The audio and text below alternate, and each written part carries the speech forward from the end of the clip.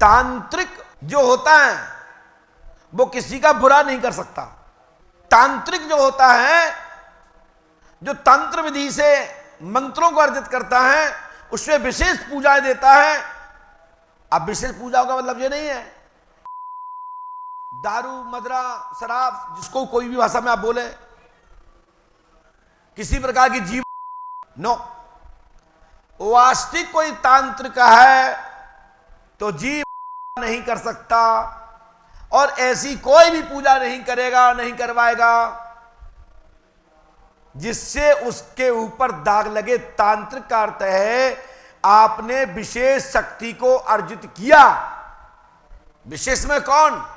हनुमान जी, मां भगवती काली, मां भगवती जगदम्बा, मां भगवती कामाख्या, वगलामुखी। मेरी बात समझ पा रहे हो? इनको वो ही व्यक्ति अंदर बैठा सकता है जिसका हृदय और ये पंच तत्व का शरीर, ये यंत्र जो रखा है हमारा, हम और आप सब यंत्र के रूप में चल रहे हैं, क्योंकि इसको चलाने वाला तो परमात्मा है ना, उसका रिमोट उसके हाथ में। जैसे कि ये हमारे हाथ में रिमोट एसी का है और यहां ऑफ कर दे तो इसकी हवा आना बंद। उसी प्रकार से जो पंचतत्व का शरीर है, इसके अंदर जो तंत्र स्थापित है, जो परमात्मा का जो यंत्र भ्रमण कर रहा है, जो मेरे द्वारा तुम उच्चारण सुन रहे हो, ये परमात्मा का यंत्र है। यंत्र का मतलब होता है जो यंत्र मंत्र जंत्र का जानकार जो है, जो वेद शास्त्र पुराणों के अंतर्गत रहता है, भारतीय संस्कृति सनातन के अनुकूल कार्य करता है, वो ही तंत्राचार्य है।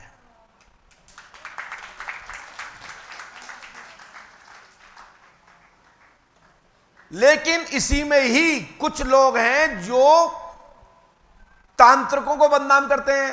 कैसे? बड़े बड़े हड़गगा डाल लिए गले में, बड़ी बड़ी कमलगटा की माला डाल ली, बड़ा बड़ा चंदन लगा लिया, एक एक हाथ दो दो हाथ की चोटी रखा ली, और शाम की टाइम सूर्यास्त हुआ तो 4 छपौआ ठास गए, 2 बुकरा के हाथ पैर जहां हाथ में खोपड़ी और 2 हाथ चूस रहे। बेहद तांत्रिक।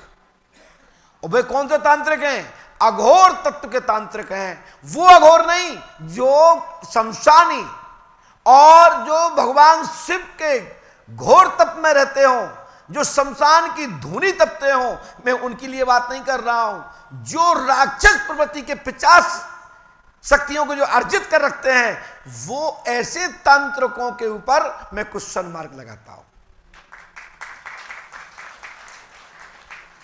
जो भगवान शिव की जो तांडव के दौरान भगवान शिव जब धूनी तपते हैं, जब वो मरघट में वास करते हैं, उस दौरान जो अघोरत्व के संत हैं वो तांत्रिक नहीं है। वो तो ऐसे संत हैं जिनका दिल से मन से यदि एक वाक्य भी कह दिया, स्पर्श भी कर लिया, तो जन्मों जन्मांतर कोटि कोटि युगांतर के भाग उदय हो जाते हैं और यह शरीर जीवित ही मुक्त हो जाता है। लेकिन जो अवक्ष हैं, जो जिंदे बच्चों को काट देते हैं,